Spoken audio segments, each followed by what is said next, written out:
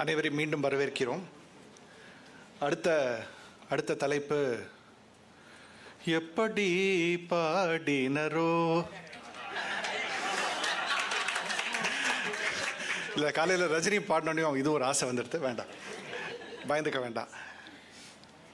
தொல்காப்பியம் யாப்பில் வெண்பா, ஆசிரியம், கலிப்பா, வஞ்சிப்பா, மருட்பா எனும் பாவகைகள் கூறப்படுகின்றன. அவற்றில் விருத்தம், தாழிசை, துறை போன்ற உட்பிரிவுகளும் உள்ளன. பாடல்களில் சீர்கள் எண்ணிக்கையால் குரலடி, சிந்தடி, நேரடி, நெடிலடி, கழிநெடிலடி என பிரிக்கின்றனர். சங்க இலக்கியங்களில் ஆசிரியம், கலிப்பாகைகள் அதிகம். பின்னர் சிலம்பு, மணிமேகலை காப்பியங்களில் ஆசிரியம், வஞ்சிப்பாகைகள் காணப்படுகின்றன. பெரும்பாலான பாடல்கள் 4 சீர்களை கொண்டு நேரடியாக அமைந்தன. இந்த மரபை மாற்றியவர் காரைக்கால் அம்மையார். அவர் திருப்பதிகம், இரட்டை மணிமாலை, அந்தாதி போன்ற புதிய யாப்புகளை உருவாக்கினார். பின்னர் ஞானசம்பந்தர் பதிகங்களும் புதிய யாப்பு முறைகளையும் படைத்தார். இந்த யாப்புகளை விளக்கி இத்தகைய யாப்புகளில் ஏன் பதிகம் அமைக்க வேண்டி வந்தது என்பதை இவ்வுரையில் பேசவிருக்கிறார். பேச்சாளரை பற்றிய ஒரு சிறு அறிமுகம். திரு ரகுராமன் அவர்கள் ஏறத்தாழ 55 எம்ஃபில் மற்றும் 16 PhD ஆய்வாளர்களுக்கு நெறியாளராக இருந்துள்ளார்.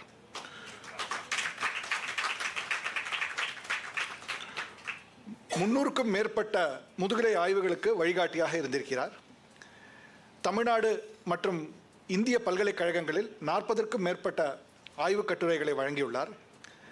தமிழர் நடன வரலாறு 2008 சிறந்த நூல் விருது மற்றும் நடனக்கலை சொல்களஞ்சியம் ஆகிய நூல்களை எழுதியுள்ளார். 400க்கும் மேற்பட்ட நடன நாட்டியங்களை உலகின் பல நடன கலைஞர்களுக்கு வழங்கியுள்ளார். 360க்கும் மேற்பட்ட நாடகங்கள் இவரால் எழுதப்பட்டவை. ஜெயின் கல்லூரியில் பணியாற்றி ஓய்வு பெற்றவர். இவர் பெற்ற சில விருதுகள்: அந்திவெளி நாடகம் 2004, பாஸ்கரா புரஸ்கார், செந்தமிழ் செம்மல் சிறந்த நடன பங்களிப்பாளர் 2010, ராமநாதன் மெமோரியல் அவார்டு 2017, நாரதகான சபா சிறப்பு பரிசு. சொற்பொழிவு வழங்க திரு ரகுராமன் அவர்களை மேடைக்கு அழைக்கிறோம்.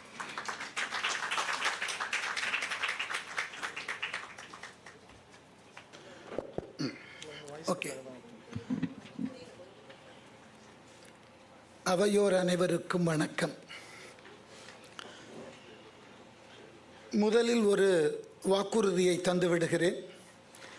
என்னை அறிமுகப்படுத்த வந்த நண்பர் எப்படி பாடினரோ என்று பாடி காண்பித்தார். நான் அது போன்ற தவறையெல்லாம் செய்யப்போவதில்லை. நேரடியாக உரைக்கே வருகிறேன்.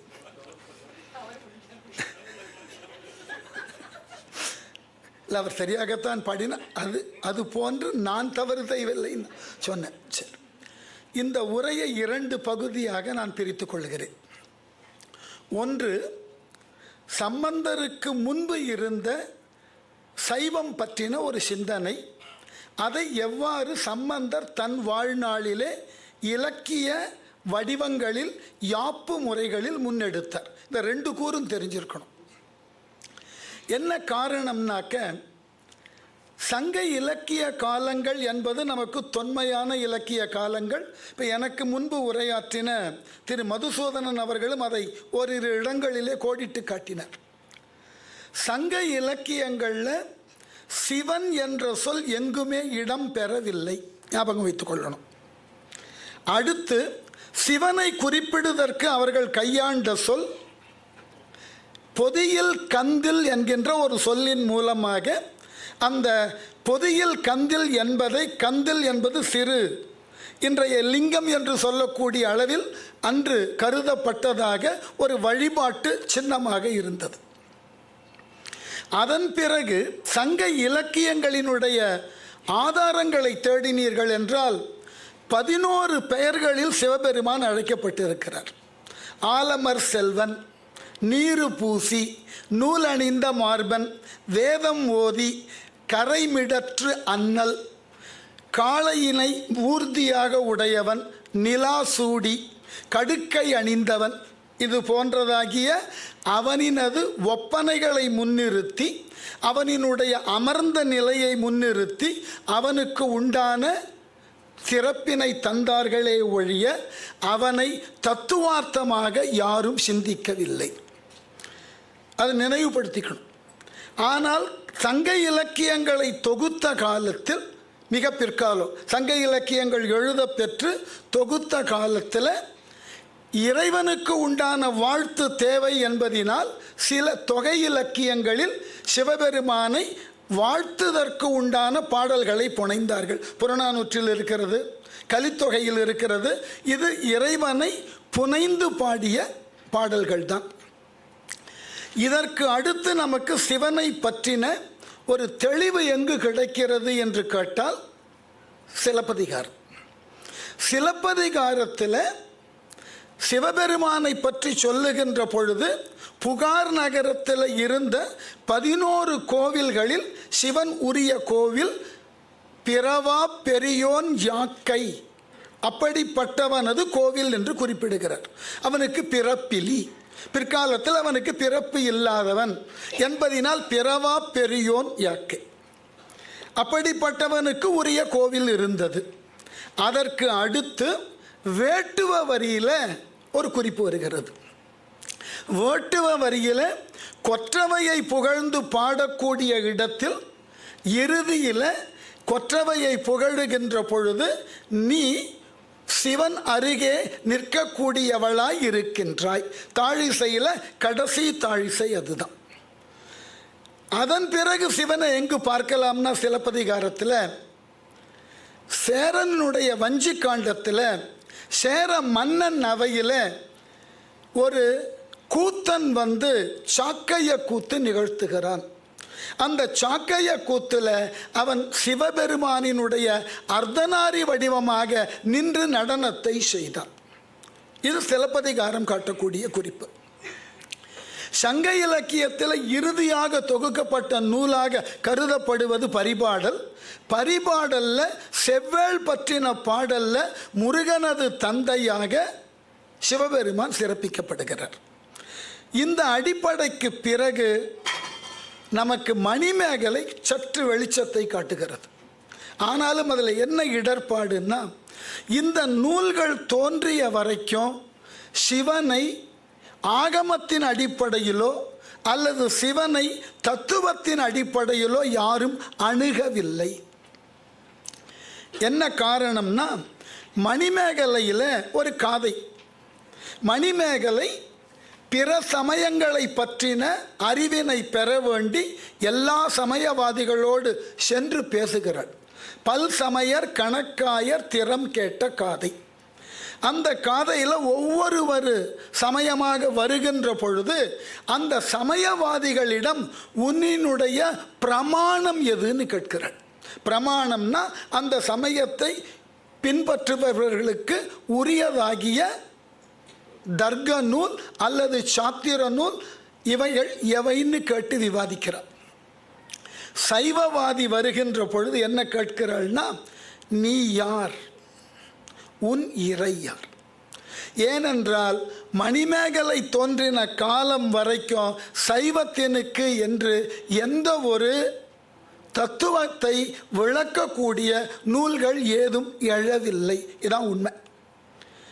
நீ யார், உன் இறையார்னு கேட்டுவிட்ட பிறகு அவன் சொல்லுகிறான், 5 பூதங்களுக்கும் நிலவினுக்கும் அதனோடு மட்டுமில்லாமல் சூரியனுக்கும் இயமானனுக்கும் உரியவனாய் அந்த அட்டமூர்த்தி தத்துவத்தை அங்கே தான் அறிமுகப்படுத்துகிறான்.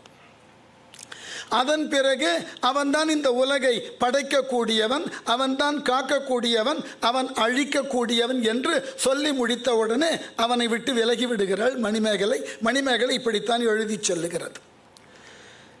இதன் பிறகு நமக்கு முதல்ல சிவனை ஒரு தனிப்பட்ட தோத்திர நூலாக காட்டிய பெருமை காரைக்கால் அம்மையார். காரைக்கால் அம்மையாரினுடைய காலத்தில் தான் 3 பெரும் நூல்கள் அம்மையாரால் எழுதப்பட்டது. ஒன்று திரு ஆலங்காட்டு மூத்த திருப்பதிகம், 2வது அற்புத திருவந்தாதி, 3வது இரட்டை மணிமாலை. இந்த 3 நூல் தான் அவர் எழுதினது. 3 வேறுபட்ட யாப்புகளில் புனையப்பட்ட நூல்கள். மூன்றும் ஒன்று போல் இருக்காது. அதே காலத்தில் வைத்து எண்ணப்படக்கூடியவர் கண்ணப்ப நாயனார். அவர் வேட்டுவ குலத்தை சார்ந்ததினால அவரால் கொடுக்கப்பட்ட நூல் ஏதும் இல்லை. இந்த கண்ணப்ப நாயனாரும் காரைக்கால் அம்மையாருக்கு பிறகு ஒரு சில நாயன்மார்கள் வாழ்ந்தார்கள் என்றாலும் அவர்கள் பங்களிப்பாக ஏதொன்றும் சொல்லுவதற்கு இல்லை, பக்தியை மட்டும் செலுத்தினார்கள். பின்னர் வந்த ஞான சம்பந்தர் மிக பெரியதோர் பாரம்பரியத்தை ஏற்படுத்துவதற்கு கால்கோளிடுகிறார். அதுதான் ஞான சம்பந்தரினுடைய தனித்துவம்.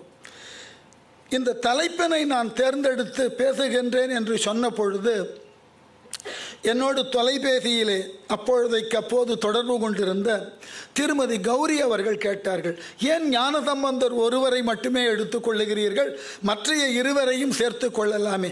இல்லை, ஞானசம்பந்தரை பற்றி பேசுவதற்கு ஒரு நாள் போதாது. எனக்கு கொடுத்திருக்கிறதோ 1 மணி நேரம்.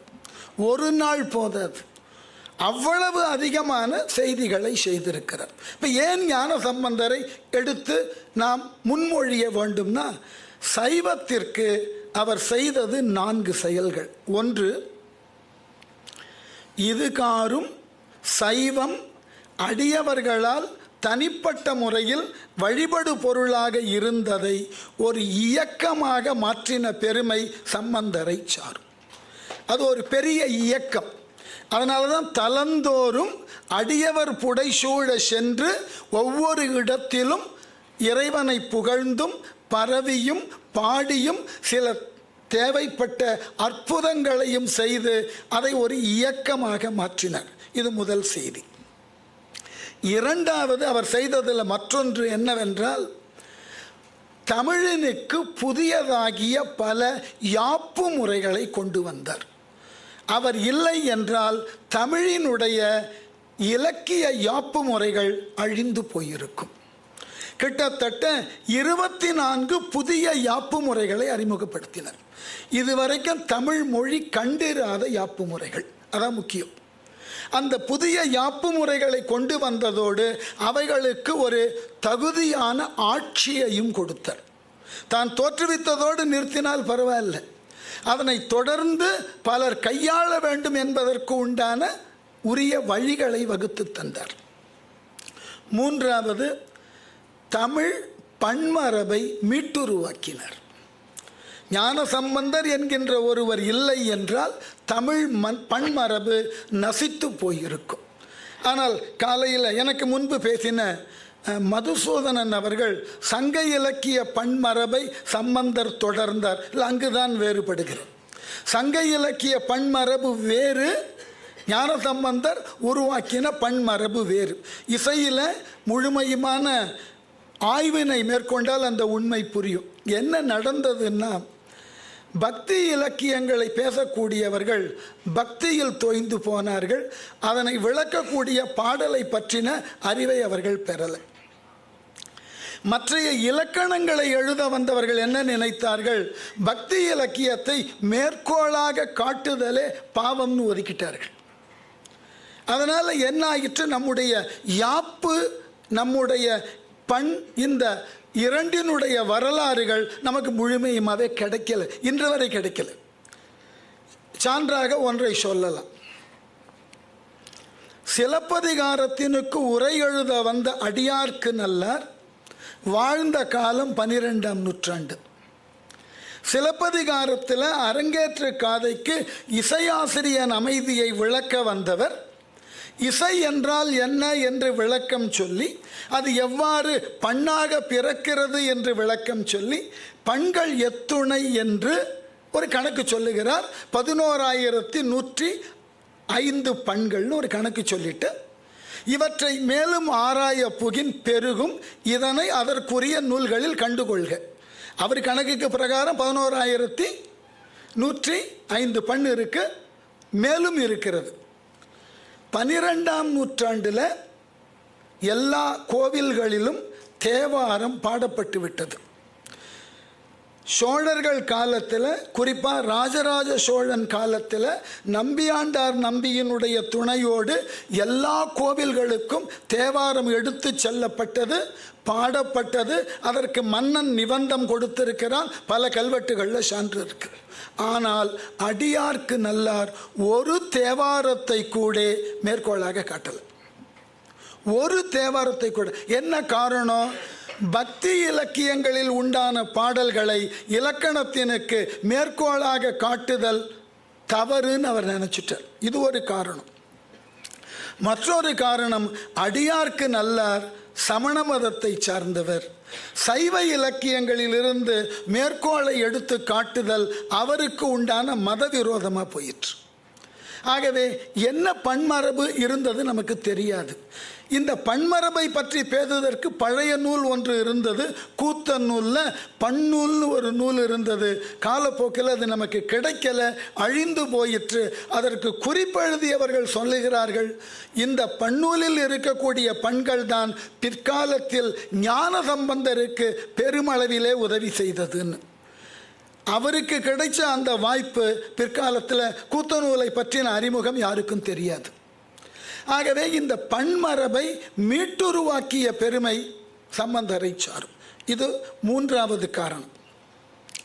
நான்காவது காரணம், சம்பந்தர் தன் வாழ்நாளில் தலந்தோறும் சென்று ஒவ்வொரு தலத்தில் சிதலடைந்திருந்த கோவில்களுக்கெல்லாம் உரிய பதிகங்களை பாடி அந்த கோவில்களில் மறைந்து கிடந்த வழிபாட்டு முறைகளை மீண்டும் புதுப்பித்தார், உயிர்ப்பித்தார்.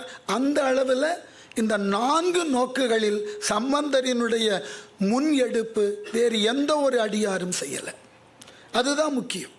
ஏனென்றால் அவர் வாழ்ந்த காலம் ரொம்ப குறைந்த காலம், 16 ஆண்டுகள். 3வது வயதில் பாடத் தொடங்கினார் நம்புவோம். 3லிருந்து 16 ஆண்டுகளில் இடைப்பட்ட 13 ஆண்டுகளில் அவர் தமிழகத்தினை சுற்றிய அளவு வேறு யாரும் சுற்றலை. சற்றேறக்குறைய 384 பதிகங்களை பாடியிருக்கார். அவருக்கு பின்னாடி வந்த நாவுக்கரசர் 311 பதிகம் தான். அதற்கு பின் வந்த சுந்தரர் ஒரே 7ஆம் திருமுறை 72 பதிகம் தான். இந்த அளவினுக்கு அவரால் ஏன் பாட முடிந்ததுன்னா, சில அடிப்படையான சமூக அமைப்பு அன்றைக்கு அவருக்கு உதவி செய்தது. அதுதான் முக்கியம். ஆளுவோர்களும் உதவி செய்தார்கள். இந்த சைவத்தை மீட்டு உருவாக்க வேண்டும் என்ற தேவை அன்றைக்கு இருந்த சமூக சூழல் வலியுறுத்தியது. ஏனென்றால் வேதங்களுக்கு எதிராக, நம்முடைய அன்றாட வாழ்வியலுக்கு எதிராக, நாம் மேற்கொள்ளக்கூடிய நம்முடைய இசை கூத்து மரபுகளுக்கு எதிராக சமணம் போன்றிருக்கக்கூடிய மதங்கள் செயல்பட்டதினால் சைவத்தை மீட்டுருவாக்கினால்தான் நம்முடைய பாரம்பரியமான பண்பாடும் பாரம்பரியமான கலைகளும் மீட்டுருவாக்கப்படும்னு சம்பந்தர் நம்பினார். அதனால் அவர் என்ன செய்தார்? மற்றைய அடியவர்கள் பக்திக்கு மொழியை கருவியாக எடுத்தார்கள். சம்பந்தர் மொழியை வளர்க்க பக்தியை கருவியாக எடுத்தார். ரெண்டும் வேறுபட்டது. மற்ற அடியவர்கள் எல்லாம் தாங்கள் உணர்ந்த இறையை பிறர் உணர வேண்டி அதற்கு மொழி என்கின்ற கருவியை கையாண்டார்கள். ஆனால் சம்பந்தரை பொறுத்த மட்டில் இங்கு மீட்டுருவாக்கப்பட வேண்டியது மொழி, மீட்டுருவாக்கப்பட வேண்டியது இந்த மண்ணினுடைய பண்பாடும் கலையும். இதற்கு நாம் மொழியை எடுத்துக்கொள்ள வேண்டும். இந்த மொழியினை கொண்டு பக்தியை வளர்ப்பதை காட்டிலும் பக்திக்காக மொழியை முன்னெடுக்க வேண்டும் ஆரம்பித்தார். அதனால தான் வேறுபட்ட யாப்புகளில் கவிதைகளை புனைந்தார். ஏன் இந்த நோக்கில் அவரினுடைய யாப்பு முறையை முன்னெடுத்தேன்னு கேட்டால், அவரால் கையாளப்பட்ட 24 விதமான யாப்பு முறைகள். கொஞ்சம் அந்த யாப்பு முறைகள் ஒவ்வொன்றையும் நீங்கள் கூர்ந்து, எத்தனை யாப்புகளை இப்பொழுது நான் சொல்ல முடியும்னு தெரியாது, இயன்றவரை ஒவ்வொரு பா அமைப்பையும் எடுத்து பார்த்தீர்கள் என்றால் சமூகத்தில் இருக்கக்கூடிய வேறுபட்ட வாழ்க்கை முறையில் உள்ள அத்துணை மக்களுக்கும் பொருந்தக்கூடிய அளவினுக்கு தேவையான யாப்பு முறையை கையாளுகிறார். இதுதான் அவற்றை இருக்கக்கூடிய சிறப்பு. மற்றவர்கள் எல்லாம் ஒரு மேல்நிலையில் கவிதையை பாடினார்கள். ஒரு எலீட் செக்ஷன் ஆஃப் பீப்புளுக்கு தான் போய் சேரும். இவர் அந்த வேலைக்கே போகலை. மாணிக்க வாசகருக்கும் ஞான சம்பந்தருக்கும் அந்த ஒற்றுமை உண்டு. மாணிக்க வாசகரும் ஞான சம்பந்தரும் மக்களை தேடி சென்று இந்த மொழியின் மூலமாக, குறிப்பாக அவர்களுக்கு தெரிந்த மொழியின் மூலமாக கவிதைகளை உருவாக்கினார்கள். அதனால் மொழியின் தன்மையினால் இறைமையை புரிந்து கொண்டார்கள். அதுதான் முக்கியம். இப்போ முதல் பகுதி மொழி மாற்றுன்னு பேர். இல்லை, பெரும்பாலும் விளக்கம் கொடுத்துருப்பேன், இருந்தாலும் அதை சொல்லுகின்றேன். பாடல்களில் நமக்கு தெரியும், ஒரு சொற்றொடரை உருவாக்குகிறோம்னா எழுவாய் பயனிலைன்னு ஒன்று இருக்கும். எழுவாய்னா சப்ஜெக்ட், பயனிலைன்னா ப்ரெடிகேட். கொஞ்சம் ஆங்கிலத்திலையும் சொல்ல வேண்டி இருக்குது. நான் தமிழ்நாட்டில் தான் தமிழையே ஆங்கிலத்தில் கற்றுத்தர முடியும், வேறு வழி கிடையாது. அது நமக்கு இருக்கக்கூடிய, அது வரமா சாபமானு தெரியாது, எதுவாயினும் சரியே. அப்போ அந்த எழுவாய் பயனிலைன்னா எந்த ஒரு எழுவாயும் ஒரு பயனிலையை கொண்டு முடியணும். இதுதான் ஒரு சொற்றொடரினுடைய அமைப்பியல் முறை. இந்த பாட்டில் பாருங்க, எந்த எழுவாயும் அதற்குரிய பயனிலையில் பாட்டு நோக்கில் முடிந்தே இருக்காது. ஏன் இப்படிப்பட்ட பாட்டை எழுதணும்?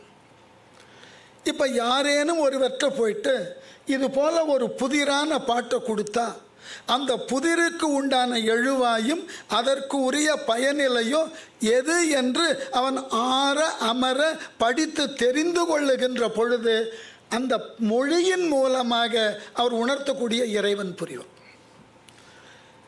எது தெரிந்ததோ அதை கொண்டு தெரியாததை அறிவிக்கணும். இந்த பாட்டில் பாருங்க, காடு அது அணி அலம், அந்த இடத்துல கார் அரவம் அப்பதி காலதனில் தோடு அணிகுவர் சுந்தர காதினில் தூச்சிலம்பர். இதில் எங்காவது பாடு பொருள் அந்த சொல்லுக்கு தகுந்த மாதிரி இருக்கான்னு பாருங்க. காடு அது அணி, காடுன்னா அவர் இருக்கக்கூடிய இடம் இடுகாடு. அதை எப்படி ஒரு அலங்காரமாக சொல்ல முடியும்? அப்போ நாம் அந்த காடு என்கின்ற எழுவாய அதற்கு உண்டான பயனிலை எங்கன்னு தேடணும். கீழே கொடுத்துருப்பேன் பாருங்க, காடு அது பதி. பதின்ற சொல் எங்கே இருக்குன்னு பாருங்க, முதல் வரியில் கடைசி சொல்ல இருக்கு. காடு அது பதி. அடுத்தது பாருங்க, அரவத்தை அணிவார், அணி கலம் கார் அரவம். முதல் அடியில் நடுவில் இருக்கிற சொற்றொடர் அதை காமிக்கிறது. அப்போ இந்த மாதிரி ஒரு புதிராக பாட்டை கொடுக்கிறது. நின்று நிதானமாக இந்த சொல்லை எழுவாய்க்கு உண்டான பயனிலையை தேடி தேடி ஒரு பசில் மாதிரி கொடுத்தால் இதை இளைஞர்கள் கற்கின்ற பொழுது மொழியை தெரிந்து கொள்ளக்கூடிய ஆர்வத்தில் இறைவனை முழுமையுமாக இதை பலமுறை திரும்பி திரும்பி படித்தாதான் பொருள் புரியும். அப்போ அவர்களை அறியாமல் இறைவனை பற்றின ஒரு தெளிவான அறிவிற்கு அவர்களால் வர முடியும். அதனால் இருக்கக்கூடிய எல்லாமே காடு அது பதி அணிகலம் கார் அரவம் காலதனில் தூச்சிலம்பர் சுந்தர காதினில் தோடு. இந்த பாட்டில் இவைகளை எல்லாம் மொழியை மாற்றி மாற்றி பொருள் கொள்ள வேண்டும். இது பழைய காலத்தில் மொழி மாற்று பொருள்கோள்னே பேர். ஒரு யாப்பு அமைதியில் பாடு பொருளை உரிய சொல்லுக்கு உண்டான பயனிலையை தேடி தேடி பொருளை உணர்ந்து கொள்ள வேண்டும். அப்படி உணர்ந்து கொள்ளுதல் ஒரு மொழிக்கு உண்டான பயிற்சி. அந்த பயிற்சியோடு பக்தியும் அங்கு புகட்டப்பட்டு விடும். அதற்கு தான் அந்த சம்பந்தர் இந்த வேலையை பண்ணார். நேரடியாக சொல்லிட்டு போயிருக்கலாம். இந்த பாடலுக்கு உண்டான நேரடி பொருள் எல்லோரும் நேரடியாகத்தான் சொன்னார்கள். நேரடியாக சிவபெருமானை பற்றி சொல்லணும்னா நமக்கு தெரிஞ்சது 16 விஷயங்கள் தான். திரும்ப திரும்ப சம்பந்தர் தேவாரமோ நாவுக்கரசர் தேவாரமோ எடுத்து பாருங்கள், எங்கிருந்து ஆரம்பிக்கும்? முப்புறம் எரித்ததிலிருந்து ஆரம்பிக்கும், ஆலகாலம் உண்டது ஆரம்பிக்கும், தக்ஷனுடைய யாகத்தை அழித்தது, வரிசையாக இதையே தான் சொல்லி வேறு என்ன புதியதாக சொல்ல முடியும்? சொல்லுவது எல்லாம் பழைய செய்திகள் தான். ஆனால் சொல்லும் விதத்தில் ஒரு ஈர்ப்பை உருவாக்க வேண்டும். அந்த ஈர்ப்பை உருவாக்கினால் ஒன்றை அறிந்து கொள்வதற்குண்டான முயற்சியினால் அந்த கருத்து தானாக விளங்கும். இது வேறு இந்த பாட்டை கொடுத்து நம்முடைய சிறார்களுக்கு ஒன்று 8ஆம் வகுப்பு 10ஆம் வகுப்பு படிக்கிற மாணவர்களுக்கு இந்த பாட்டை கொடுத்து இந்த பாட்டில் எது எழுவாய் எது பயனிலை பொருத்தி காட்டுன்னு ஒரு போட்டியே வைக்கலாம். அதனால் மொழியையும் அவன் புரிந்து கொள்வான், அதனோடு இந்த சிவபெருமானினுடைய தனித்துவத்தையும் புரிந்து கொள்வான். இந்த மொழி மாற்றை ஒரே புலவர் தான் கையாண்டு இருக்கிறார், சம்பந்தர் தான். வேறு யாருமே பண்ணலை. அவருக்கு இவர் வழிகாட்டினார். பின்னர் வந்தவர்கள் யாரேனும் எடுப்பார்கள்னா யாரும் எடுக்கலை. சம்பந்தர் காட்டின ஒரே ஒரு பாடல் பகுதியை மட்டும் பின்னாளில் ஆழ்வார்கள் கையாண்டார்கள். மற்ற எதையுமே அவர்கள் எடுக்கலை. அடுத்தது இது மாலை மாற்று. இது ரொம்ப அழகான ஒரு பாட்டு. அதுக்கு தான் இந்த பாட்டுக்கு எந்த பதிகம்னு கொடுத்துட்டேன், எந்த திருமுறைன்னு கொடுத்துருக்கேன், அது என்ன பண்ணிலையும் இருக்குன்னு. நீங்கள் பார்த்தீர்கள்னா மாலை மாற்றுனாக்க நமக்கு இன்றைக்கு அந்த சொல் புதியதாக இருக்கும். ஆங்கிலத்தில் சொன்னால் புரிஞ்சிடும், பாலிட்ரோம். இந்த பாட்டை முதல்ல இருந்து அந்த யாமா மானி யா மாமா யாழி காமா காணா கா கடைசியிலிருந்து படித்து பாருங்கள். பின்பக்கத்திலிருந்து படித்தாலும் பாடல் ஒரே மாதிரி வரும். ஆனால் இந்த பாடலை பகுத்து சொல்லுகின்ற பொழுது தான் பொருள் புரியும். இதை நாங்கள் ஒரு விதத்தில் திரிபுன்னுவோம், இல்லை மாலை மாற்றுன்னுவோம், இல்லை என்றால் ஆங்கிலத்தில் சொல்லுவது போல் இப்போ இளம் பிராயத்தில் சொல்கிறோம் இல்லையா, விகட கவினா திரும்பி அப்படியே படிக்கலாம். ஆங்கிலத்தில் மலையாளம்னு எழுதினாக்க திருப்பி ரிவர்ஸ்லேயும் அதே மாதிரி படிக்க முடியும். அதுபோல் இது மாலை மாற்று. இதெல்லாம் ஒரு சமூகத்தில் வெவ்வேறு நிலைகளில் இருக்கிற மக்கள்கிட்ட இதை கொண்டு போய் சேர்க்கணும். ஏனென்றால் வெறுமனே பக்தியை மட்டும் சொன்னீர்கள் என்றால் ஏற்பது கடினம். அவர்களுக்கு ஏதாவது ஒரு சின்ன போட்டி மாதிரி அவர்களினுடைய மனதை கொஞ்சம் ஒருமுகப்படுத்துவதற்கு இது போன்றதாகிய யாப்பு முறைகள். இதை சம்பந்தர், ஏனென்றால் அவர் அந்த வயதில் இருந்ததுனால இதை யோசிக்க முடிஞ்சது. அவரும் 3 வயதிலிருந்து 16 வயதுக்குள்ள பாட்டு எழுதியிருக்கார். ஆகவே அந்தந்த வயதுக்கு உரியவர்களுக்கு உண்டான தேவை என்னன்னு அவருக்கு தெரிஞ்சிருக்கு. அதனால் இது மாலை மாற்று. அடுத்தது பாருங்க, வழிமொழி திரு அராகம்னு பேர். இது ரொம்ப அழகானது. பாடல் முழுவதும் குறில் எழுத்துக்கள். எவ்வளவு சொல் பயிற்சி இருந்தால் இப்படி எழுத முடியும்னு பாருங்க. பாடல் முழுவதும் குறில் எழுத்துக்களாகவே வரும். அந்த குறில் எழுத்துகள் வருவதனால் அதுக்கு ஒரு சந்தம் இருக்குது. இதை கொஞ்சம் விரிவாக பேசணும்னா நான் தொல்காப்பியம் வரைக்கும் போகணும். தொல்காப்பியத்தில் ஒலிகளை கொண்டு பாடலின் ஓசையை உருவாக்க முடியும் என்று தொல்காப்பியர் கருதி அதுக்கு வண்ணம்னு பேர் வச்சார். வண்ணம் 20 வண்ணம் அவர் சொன்னார். பிற்காலத்தில் அது 100 வண்ணமாக மாம்பழ கவிச்சிங்க நாவலர்லாம் உருவாக்கிட்டாங்க. இந்த வண்ணம் பாடுதலுக்கு வண்ணச் சரபம்னே ஒருத்தர் இருந்தார், தண்டபாணி சுவாமிகள். அவ்வளவு பெரிய அளவில் வண்ணம் பாடுவார்கள். வண்ணம் பாடுவதற்கு சொல் பயிற்சி நிறைய தேவை. இன்னமும் சொல்ல போனால் இன்றைக்கெல்லாம் ஒரு மொழியினுடைய இலக்கியம் கற்றுக்கொள்ளுதல் ரொம்ப எளிமையாக இருக்குது. பழைய காலத்தில் அப்படி கிடையாது. எப்பொழுது இலக்கியம் கற்கணும்னு கேட்டால் அதுக்கு ஒரு வரி சொல்லுவாங்க, நிகண்டு கற்று நூல் கற்று இலக்கியம் கற்கணும்னுவான். நிகண்டுன்னா இன்னைக்கு இருக்கக்கூடிய அகர முதலையும் தெஷாரஸும் சேர்ந்தது நிகண்டு. அது டிக்ஷனரியல் ஃபங்க்ஷனையும் காமிக்கும், தெஷாரஸ் ஃபங்க்ஷனையும் காமிக்கும். அதுக்கு பேர் நிகண்டு. முதல்ல நிகண்ட மனப்பாடம் பண்ணணும். ஏன்னா ஒரு பொருளுக்கு எத்துணை சொற்கள் இருக்குன்னு மனப்பாடமாக தெரியணும். எல்லாம் பாட்டிலேயே இருக்கும். அதற்கப்புறம் நூல் கற்றுனா இலக்கணம் கற்கணும். எந்த சொல் எவ்வாறு சேரும், எங்கு பிரியும், சேரும் போது என்ன மாற்றத்தை ஏற்றுக்கொள்ளும், இந்த இலக்கணம் முழுக்க கற்றுக்கொள்ளணும்.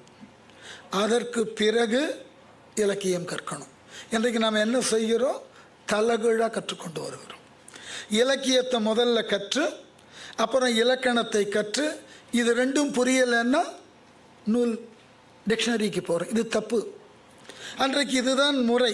இது ஒரு குறிப்பில் சொல்லுகின்ற பொழுது சொல்லுகிறார்கள், உவே சாமியினுடைய வாழ்க்கை வரலாறு படித்தீர்கள் என்றால் தெரியும். நளவெண்பாவை அவருடைய ஆசிரியர் உவே சாவினுக்கும் அவரோடு சேர்ந்த மாணவர்களுக்கும் ஒரே நாள் நடத்தியிருக்கிறார். அப்படின்னா படிக்க வந்த மாணவர்கள் சொல்லில் எவ்வளவு பயிற்சி இருக்கணும். அதனால் இங்கே சொல் பயிற்சிக்கு இந்த வண்ணங்கள் குறுகிய ஒலியோடு இருக்கிறதுக்கு பேர் குறிஞ்சீர் வண்ணம்னு பேர், தொல்காப்பியர் சொல்கிறது. இந்த குற்றெழுத்துக்களை கொண்டே இந்த பாடலை முழுக்க உருவாக்குதல். அப்படி சொல்லுகின்ற பொழுது சொல் பயிற்சி நன்றாக இருக்கும். ரெண்டாவது, ஒலித்தல் என்பது நாக்கினுக்கு இயல்பாக கிடைக்கும். அப்போது எந்த இடத்துல போனாலும் பாடுதல் என்பது இயல்பாக இருக்கும். அடுத்தது ஏகபாதம். இதுக்கு மடக்குன்னு ஒரு பேர் உண்டு. பாடல்லாம் ஒரே வரி போல் இருக்கும், பிரித்தால் தான் பொருள் பாரும். இந்த பாடலையும் கொடுத்து ஏகம்னா ஒன்று, பாதம்னா அடி. பாட்டிலுடைய 4 வரியும் ஒரே அடி தான். ஆனால் எங்கெல்லாம் பகுத்திருக்கிறார்கள் பாருங்கள், பொருள் மாறும்.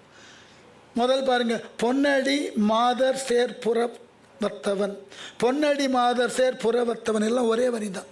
பிரிக்கிற போது பாருங்கள், பொன்னடி மாதர், பொன்னடி மாதர்னா காளின்னு அர்த்தம். அப்புறம் புறத்தவன் சுடுகாட்டை இடமாக உடையவன். அடுத்த வரி பாருங்க, பொன்னடி தூய வழி, அடினாக்க வழி, தூய வழி மாதர் மாதவங்களை செய்த முனிவர்கள், சேர்ப்புறத்தவன் அவர்கள் தனித்து தவம் செய்து அவனை அடைதற்கு முயலுகிறார்கள். மூணாவது பொன்னடி திருமகள்னு அர்த்தம். நிகரான தாருகாமன பத்தினிமார்கள் சேர், அவர்கள் சிவபெருமான் அங்கே வந்தபோது அவனோடு அவர்கள் சேர்ந்தார்கள். நாலாவது பொன்னடி தங்கச்சிலம்பு அணிந்த பெண்கள் வணங்கத்தக்க புறவம் சீர்காழி. அப்போ இதனுடைய நோக்கம் என்ன? மொழி, இதனோடு தொடர்புடைய புராணம். இல்லை, தாருகாவனத்தினுடைய செய்தி வந்தாச்சு. அதுபோல் தவசியர்களுக்கு அவன் அருள் பாலிப்பான் சொல்லியாயிற்று. காளியோடு நடமிட்டு அவளது ஆணவத்தை குறைத்தவன். இந்த 3 செய்திகள். இப்படிப்பட்ட சிவபெருமான் எங்கு இருக்கிறார்? எங்கள் ஊராகிய புறவயம் என்கின்ற சீர்காழியில் இருக்கிறார். அப்போது இந்த பாடலை சொல்லுகின்ற பொழுது ஒத்த ஒலி 4 அடிகள். அதை எப்படியெல்லாம் பகுக்கலாம்? ஆங்கிலத்தில் சொல்கிறோம் இல்லையா, சின்டாக்சி. எப்படியெல்லாம் பகுக்கலாம், பகுத்து இதில் புதியதாக என்ன பொருள் கொள்ளலாம், வேறு ஒரு காரணமும் சொல்லலாம். இதில் சொன்ன பொருள் மட்டும்தான் பொருள் இல்லை. இதற்கு மேலாக நீங்கள் ஏதாகிலும் புதிய பொருளை கண்டறிய முடியும்னா முடியும்.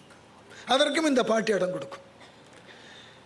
இவர் சொன்ன விளக்கத்தோடு நிற்கணும்னு அவசியம் இல்லை. இதற்கு மேலாக எனக்கு இப்படி ஒரு விளக்கம் தெரிகிறது, நான் இவ்வாறு இதனை பொருள் கொள்ள முடியும் என்று காட்டினால் ஏற்றுக்கொள்ளலாம். இந்த பாடல்களில் இருக்கக்கூடிய இந்த கட்டமைப்பு தான். ஒவ்வொரு அடியிலையும் 4 சீர், 4 அடி, ஒரே ஒலி. எந்த வரியை எப்படி வேண்டுமானாலும் சொல்லலாம். நமக்கு எந்த பொருள் முன்னாக தேவையோ அதுக்கு தகுந்த மாதிரி பொருளை பிரிச்சுக்கலாம். எந்த பொருளை நாம் முன்னாக எடுத்து சொல்ல வேண்டுமோ அந்த பொருளுக்கு தகுந்த மாதிரி அடியை பகுத்து கொள்ளலாம். இந்த அமைப்பு எதற்குன்னா, மீண்டும் சொல்லுவது ஒரே கருத்து தான். பல வேறுபட்ட மக்கள், அவர்கள் வாழ்முறை வேறு, எல்லோருக்கும் கொண்டு போய் சேர்க்கணும். நான் வேடிக்கையாக சொல்வது உண்டு, மாணிக்க வாசகரும் ஞான சம்பந்தரும் செய்த செயலை பிற்காலத்தில் யாரும் முன்னெடுக்கவில்லை. அதை எடுத்திருந்தால் இந்த நாட்டில் பிற சமயங்கள் வந்திருக்காது. அது வந்தது சரியா தவறான்னு நான் விவாதம் பண்ணலை, ஆனால் வந்திருக்காது. ஆங்கிலேயர்கள் மூலமாக இங்கு வந்த மெஷினரிகள் என்ன செய்தார்கள்? எந்த நகரத்திலையும் போய் அவர்கள் தங்களினுடைய போதனையை தொடங்கலை, கிராமங்களுக்கு தான் போனார்கள். அனைத்து கிராமங்களுக்கும் சென்று அங்கு இருக்கக்கூடிய மக்களுக்கு தங்களினுடைய செயல்பாடுகளின் மூலமாக மேற்கொண்ட செயல்கள் பெருமளவு மாற்றத்தை ஏற்படுத்தியது. இதை தொடக்கத்தில் மாணிக்கவாசகர் செய்தார். மாணிக்கவாசகரினுடைய அத்தனை திருவாசக பதிகத்தையும் எடுத்து பாருங்கள், எல்லாம் கிராமிய தொழிலை முன்னாக வைத்த பதிகங்கள் தான் இல்லையா? திருப்பொற்சுன்னம், திருப்பூவல்லி, திருக்கோத்தும்பி, திருச்சாழல், இவை எல்லாம் அவரவர் கிராமங்களில் நடக்கக்கூடிய செயல்பாட்டினை உண்டான ஒலியில் பாட்டு எழுதினர். அப்போ எல்லோருக்கும் இவர் என்ன சொல்ல வருகிறார்னு புரிந்தது. எனக்கு தெரிந்த இசை, எனக்கு தெரிந்த சொல், இதில் பாட்டு எழுதணும். அப்போ தான் அவர் என்ன சொல்ல வருகிறார்னு புரியும். ஆகவே சமூகத்தில் இருக்கக்கூடிய பலவேறுபட்ட பல தரப்பட்ட மக்களுக்கு உங்களினுடைய கருத்தை கொண்டு போய் சேர்க்கணும்னா அவரவர்களுக்கு அந்த மொழியில் என்ன ஆளுமை உண்டோ அதை தான் கொண்டு போய் சேர்க்கணும். இதற்கு வேடிக்கையாக ஒரு கதை சொல்லுவது உண்டு. கிறிஸ்துவ மிஷினரிகள் ஒவ்வொரு நாடாக சென்று தங்கள் செயலை, தங்கள் மதத்தை பரப்பிய காலத்தில் ஆப்பிரிக்க கண்டத்தில் ஒரு நாட்டில் தாய் என்ற பெயர் உண்டு, தந்தை என்ற பெயர் கிடையாது. அப்போ அவர்களுக்கு குழப்பமாயிற்று. அவர்களை பொறுத்த வரைக்கும் அந்த ஹோலி ஃபாதர் முக்கியம், ஹோலி ஸ்பிரிட் முக்கியம். இந்த ஹோலி ஃபாதர்னா ஒன்று அவர்களுக்கு புரியலை. உடனே ஃபாதர்னா யாருன்னு அவன் திருப்பி கேட்டான். உடனே பாதிரிமார்கள் கேட்டார்களாம், உனக்கு தாய் இருக்கிறாள், இவளுக்கு உரிய கணவன் யார்? Oh, you are talking about my uncle அப்படின்னு. நானும் அவர்களுக்கு தந்தை என்கின்ற உறவினுக்கு அங்கிள்ன்ற பேர் தான் உண்டு. ஆனால் அங்கே விவிலியத்தை எப்படி மாற்றினார்கள் தெரியுமா? Holy uncle and holy spirit. வேறு வழி கிடையாது. அவர்களுக்கு எது தெரியுமோ அதை கொண்டு போய் சொன்னாதான் நாம் கொண்டு செல்லுவதை அங்கு முதலாக்க முடியும். இதை ஞானசம்பந்தர் செய்தார், நாம் செய்ய மறந்துட்டோம்.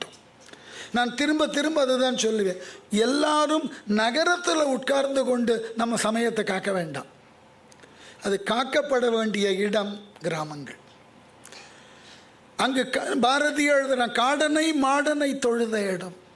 அவனுக்கு பக்தி என்பது புதியதல்ல, அவன் பண்பாட்டோடு கலந்தது. அவனிடம் சென்று நம்முடைய பக்தியினுடைய தொன்மை எதுன்னு கோடிட்டு காட்டினால் போதும். மொழியையும் நம்ம பண்பாட்டையும் பெருமளவில் பாதுகாக்கக்கூடியவர்களே கிராமத்தில் இருக்கிறவங்க தான், நாம் இல்லை. சென்னை மாறி இருக்கக்கூடிய நகரத்தில் போனால் இங்கு மொழியே சிதைந்த வழக்கில் தான் இருக்குது.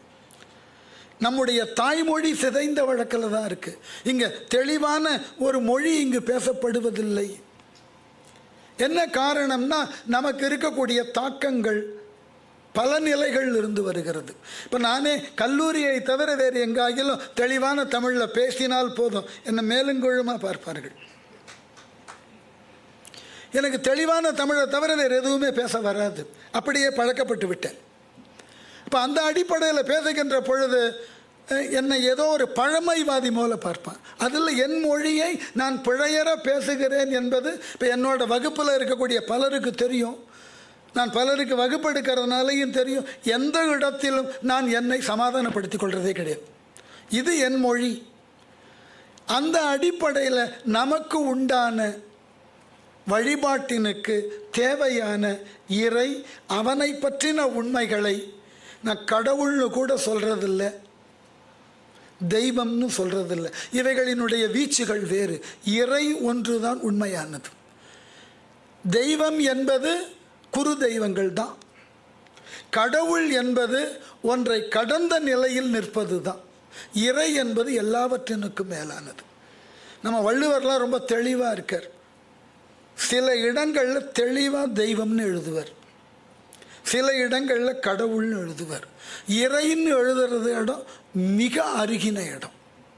இப்போ வையத்துள் வாழ்வாங்கு வாழ்பவன் வானுரையும் தெய்வத்துள் வைக்கப்படும்னா அங்கே தெய்வம் என்பது இறை அல்ல. தெய்வம் வேற, இறை வேற. அதை தனியாக விவாதிக்கணும், அதுக்கு தனி விளக்கங்கள் கொடுக்கணும்.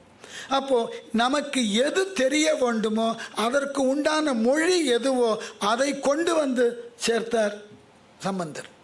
அப்போது மொழியோடு விவாதங்கள், அதனோடு தோன்றின விளக்கங்கள், அதனால் ஏற்பட்ட பக்திமை, அதனால் இறை உணர்வு, இந்த படிநிலை அவர் மேற்கொண்டார். அடுத்தது இருகுறள். இந்த பாடலில் இருக்கக்கூடிய ஒரு அழகை பாருங்கள். குறள் வெண்பால எழுதியிருக்கார். இருகுறள்ன்றது என்ன தெரியுமா பொருள்? குறள் வெண்பா என்பது 1.25 அடியில் இருக்கணும். இது சமச்சீராக 2 அடியாக இருக்கும். குறள் வெண்பா போல இருக்கக்கூடிய இருகுறள் 2 அடிகளாக எழுதப்பட்ட குறட்பாவினுக்கு உண்டான இலக்கணம். ஆனால் ஒரு சீரை கூட்டி இருக்கின்றார். இதில் எவ்வளவு அழகாக பாருங்க, சித்தம் தெளிவீர்க்கால் அத்தன் ஆரூரை பக்தி மலர்த்தூவ முக்தி ஆகுமே.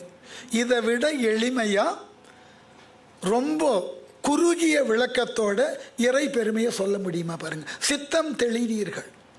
முதல்ல உன்னிடம் இருக்கக்கூடிய குழப்பத்தை விட்டுடு. நீ என்ன செய்ய வேண்டும்? பெரிய அளவிலெல்லாம் போய் வழிபாடெல்லாம் செய்ய வேண்டாம். சித்தம் தெளிவீர்கள் அத்தன் ஆரூரை, அத்தன்னா தலைவன், அவன் திருவாரூரில் இருக்கான். பக்தி மலர் தூவ, நீ பக்தியால் மலரை தூவினால் போதும், வேற ஒன்றும் பண்ண வேண்டாம். அவன் எப்படிப்பட்டவன், அவனை பற்றின தத்துவ ஆராய்ச்சியெல்லாம் ஒன்றும் வேண்டாம். பிற்காலத்தில் திருமந்திரம் அதை பேசியது இல்லையா? யாவருக்கும் உண்டாம் ஒரு விடி பச்சிலைன்ற மாதிரி பக்தி மலர் தூவ என்ன கிடைக்குமா? முக்தி ஆகுமே. அதுவே உனக்கு முழுமையுமான வாழ்க்கை பேரை கொடுத்து விடும். இப்போ இதை காட்டிலும் எளிமையாக ஒரு சாதாரண மனிதருக்கு கடவுள் வழிபாடுன்னா என்ன? மற்றைய தேவாரங்கள் எடுத்து பாருங்கள், கடினமாக இருக்கும். கடவுள் வழிபாடு என்னன்னு கேட்டீங்கன்னா மற்றைய தேவாரங்கள், குறள் என்பது ஏன் சொன்னாருன்னு தெரியுமா? ஏன் இந்த மாதிரி சித்தாந்தத்தை குறட்பாவில் எழுதினார்னா, குறட்பாவினுக்குன்னு ஒரு வரையறுத்த ஓசை உண்டு. அந்த ஓசைக்கு பேர் செப்பல்னு பேர். செப்பல் ஓசைன்னா விடை கூறுதல் அர்த்தம். செப்பல்னாக்க விடை கூறுதல். இந்த சொல்லு தான் பிற்காலத்தில் தெலுங்கு மொழியில் அப்படியே கொண்டு சேர்க்கப்பட்டு விட்டது. தெலுங்கில் செப்புன்னா பதில் சொல்லுன்னு அர்த்தம். செப்பண்டின்னாக்கா கிவ் த ஆன்சர்னு அர்த்தம். அப்போ அந்த செப்பல் ஒலி எதற்கு வந்ததுன்னா, ஒரு நீதியை, ஒரு சட்டத்தை, ஒரு ஒழுக்கத்தை சொல்லக்கூடிய தேவை ஏற்படும் போது வெண்பால தான் எழுதுவார்கள். நம்மிடம் இருக்கக்கூடிய அத்துணை நீதி நூல்களும் வெண்பாயாப்பு. 11 கீழ் கணக்கில் 11 நீதி நூல் இருக்குது. திருக்குறள்லேருந்து ஆரம்பித்து நாலடியார், நான்மணிக்கடிகை, இன்னா 40, இனியவை 40, இவை திரிகடுகம், ஏலாதி, சிறுபஞ்ச மூலம் எல்லாம் வெண்பாயாப்பு. ஏனென்றால் ஒழுக்கத்தை, நீதியை, சட்டத்தை சொன்ன நூல். இங்கே அதே ஒழுக்கத்தை சொல்கிறார். பக்தின்னா என்ன? உனக்கு முக்தி வேண்டுமா? நீ ரொம்ப கவலைப்படாத, தெளிவாக தெரிந்து கொள். ஆரூருக்கு போ, பக்தியோடு கொஞ்சம் மலர தூவு, உனக்கு முக்தி கிடைக்கும். இதைவிட எளிமையாக எல்லா மக்களுக்கும் இந்த யாப்பின் மூலமாக 2 வரியில் ஒரு விளக்கத்தை தர முடியும்னா, ஞானசம்பந்தர் அந்த முயற்சியில் மிகப்பெரிய அளவில் வெற்றி பெற்றார். நான் இன்றைக்கும் சொல்லுவது உண்டு, கடவுள் கொள்கைகளை பற்றி பேசுகின்ற பொழுது நீளமான விளக்கங்களை சொல்லாதீர்கள். ஏன்னா கிட்டத்தட்ட நான் இதை சொல்லுவதற்கு கொஞ்சம் மன துணிச்சல் எனக்கு உண்டு. என்ன காரணம்னா, இப்போ 70 வயது, கிட்டத்தட்ட ஒரு 45 ஆண்டு காலமாக ஆசிரியர் தொழிலில் இருக்கேன். இன்றைய சூழ்நிலையில் எதையும் நீளமாக சொன்னால் யாரும் கேட்டுக்கொள்ள மாட்டார்கள். அதுக்கு நல்ல சான்று, என் மகள் ஏதாவது என்கிட்ட கேள்வி கேட்டால் நான் பதில் சொல்ல தொடங்கின உடனே ஆரம்பிப்பேன், அப்பா I need answer not a லெக்சர்னு. அடுத்த நிமிஷம் ஒரு என் மகள்கிட்ட இருந்து, அப்பா நான் உங்ககிட்ட லெக்சரை கேட்கல, ஆன்சர் சொல்லு. அதுதான் எனக்கு படிப்பினை. காரணம் என்னென்னா, இன்றைக்கு யார் ஒருவருக்கும் மிக நீளமான விளக்கங்கள் தேவைப்படுவது இல்லை. அவர்களை அது கவனிப்பதும் இல்லை. இது போன்றதாகிய விளக்கம். இதற்கு அடுத்தது தான் எனக்கு இன்னொரு சிறப்பான ஒரு விளக்கம் கொடுத்தார், வினா உரை. இதை எந்த புலவர்களும் பிற்காலத்தில் கையாளல். எனக்கு பெரிய வருத்தம். நான் என்ன சொல்ல வருகிறேன்றதை ஒரு கேள்வியாக கேட்கணும். அந்த கேள்விக்கு அவரே பதிலும் சொல்லிடுவார். இந்த முறை எங்கே வந்தது தெரியுமா? திருக்குறளிலிருந்து வந்தது. திருக்குறளில் எங்கெல்லாம் வள்ளுவர் புதிய விளக்கம் சொல்ல ஆரம்பிக்கிறாரோ ஒரு கேள்வியை கற்றுவர். உண்மைன்னா என்ன கேள்வி கற்றுவர். வாய்மை எனப்படுவது யாதெனின் கேள்வியை கேட்டுட்டு தான் யாதொன்றும் தீமை இல்லாது சொல். அது வரைக்கும் வாய்மைக்கு சொன்ன விளக்கம் வேறு. உள்ளதை உள்ளவாறு சொல்லுதல் உண்மைன்னு சொல்லிக்கிட்டு இருந்தான், அது இல்லை பொருள் அப்படின்ட்டு. வாய்மை எனப்படுவது யாதெனின். சரி, இந்த உலகுக்கு என்ன பெருமை? ஒரு கேள்வி. நெருநல் உளனொருவன் இன்றில்லை எனும் பெருமை படைத்து இவ்வுலகு. ஒரு கேள்வி பதில். இந்த உலகுக்கு என்ன பெருமை? நேற்று இருந்தவன் இன்று இல்லை என்பது தான் இந்த உலகோட பெருமை. இந்த வினாவிடை தான் சிந்திக்க வைக்கும். எப்போவுமே ஆன்சரை சொல்லிக்கொண்டே போகக்கூடாது. இந்த பாட்டில் இருக்க பாருங்க, எங்கே இருக்கிறான் அவன். பாடலில் ஒரு வினாவை கேட்டு உரிய விடையை உய்த்துணர வைப்பது. கேட்கின்ற பொழுதே கேட்பவனுக்கு அந்த வினாவிலிருந்து விடையை அவனே அறிந்து கொள்ள முடியும். பாட்டினுடைய அமைப்பை பாருங்க. மைமறு பூங்குழற் கற்றை துற்ற வானுதல் மான்விழி மங்கையோடும் பொய்மொழியாமறை மறையோர்கள் ஏத்த புகழி நிலாவிய புண்ணியனே. சிவபெருமானை பற்றி எல்லா பெருமையும் சொல்லிட்டு எம் பிறையே இமையாத முக்தன் ஈசன் என ஈசன் என் கொல் சொல்லை. இப்படிப்பட்டவன் நமக்கு மோட்சத்தை தரக்கூடியவனாக ஈசனாக இருக்கிறான் என்று நீ சொல்ல மாட்டாயா? பதில், மெய்ப்பொழில் நான்மறையோர் மிழலை விண்ணிழி கோயில் விரும்பியதே. அப்படிப்பட்டவன் வேதங்களால் புகழப்படக்கூடிய சீர்காழி பதியிலே அவன் குடியிருக்கிறான். அப்போ ஒரு கேள்வி, இவன் யார் தெரியுமா, இவனது தகுதி தெரியுமா, இவனது உயரம் தெரியுமா, எல்லாத்தையும் பட்டியலிட்டு சொல்லிடுறார். சொல்லிட்டு அப்படி ஒருத்தனை பற்றி சொன்னவன் அவன் எங்கே இருக்கிறான், அடுத்த கேள்வி வரும். அதுக்கு கடைசியில் விடை சீர்காழிக்கு வாங்க இருக்கிறான். இவர் பண்ணின அத்தனை யாப்பு மாற்றங்களும் சீர்காழியிலே பண்ணிட்டார். அதுதான் ஆச்சரியம். சீர்காழியில் அந்த 24 யாப்பு முறையும் கையாண்டுட்டார். சீர்காழி சட்டநாதரை முன்னிறுத்தியே பாடிட்டார் எல்லாத்தையும். அப்போது அவனுடைய பெருமையெல்லாம் சொல்லியாச்சு. இவ்வளவு பெருமைக்குரியவன் எங்கே இருக்கிறான்னு ஒரு கேள்வி வரும். எங்கேயும் தேட வேண்டாம், சீர்காழிக்கு வா, அங்கே இருக்கிறான் வா. நான் சொன்ன பெருமைக்குரியவனெல்லாம் அங்கே இருக்கிறான். அடுத்தது பல்பெயர் 10. இது பிற்காலத்தில் நாம் இன்னமும் செய்யப்பட வேண்டிய ஒன்று. பல்பெயர் 10னாக்க சீர்காழிக்கு 12 பெயர் உண்டு. ஒவ்வொரு பெயரையும் ஒரு பதிகத்தில் வச்சு பாடுறார். இது நான் முதல்ல அந்த பிரம்மபுரத்தான் அப்படின்றத சொல்லிட்டேன். அதுக்கு அடுத்த வர்ற பாட்டில் தான் முரதம் ஓங்கும் செம்மை வேணுபுரத்தானே பூம்புகலி, புகலின்றது சீர்காழிக்கு இன்னொரு பேர். அப்புறம் வெங்குரு மேயவனே, வெங்குருன்றது ஊர் பேர். தோணிபுரம், அத்தனைக்கும் புராண பின்னணி உண்டு. இதான் வேடிக்கை. இந்த 12 பெயர்களும் வெறும் பெயரளவில் நிற்கக்கூடியன அல்ல. ஒவ்வொரு பேருக்கும் பின்னர் ஒரு புராண பின்புலம் இருக்கிறது. இப்போ தோணிபுரம்னா உலக வெள்ளமே சூழ்ந்த பொழுது யுக முடிவில் சிவபெருமான் ஒருவன் தோணி எடுத்து வந்து உயிர்களை காப்பாற்றினதாக ஒரு புராணம்.